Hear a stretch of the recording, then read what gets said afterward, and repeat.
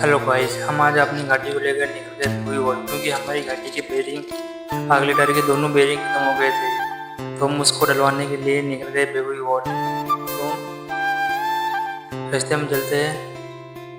उसके बाद हम पहुंच गए बाजार में पहुंचने के बाद में हम तलाश करते बेरिंग डलवाने की दुकान की, मिस्त्री की दुकान की ओर।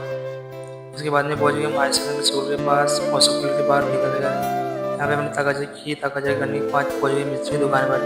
तो छोटू मिस्त्री ने लगाया पाना और खोलने लगा टायर। तो इससे नहीं खुला तो बड़ा मिस्त्री आया, बड़ा मिस्त्री ने खोल दिया और छोटू मिस्त्री ने दोनों बेरिंग बाहर निकाले। तो बेरिंग देखे पूरी तरह खराब हो गए। तो अभी उसने नए बेरिंग डाले। नए बेरिंग डालने के बाद में अपन निकल गए पीछे टायर को ठीक करवाने में, क्योंकि पिछला टायर हो रहा था, पेंट कर रहा था। उसके बाद आते हैं हम पेट्रोल पंप पर। तो पेट्रोल पंप पर तेल भरवाते बाद में हम निकल जाते हैं अपने घर की ओर वापस घर जाने के लिए।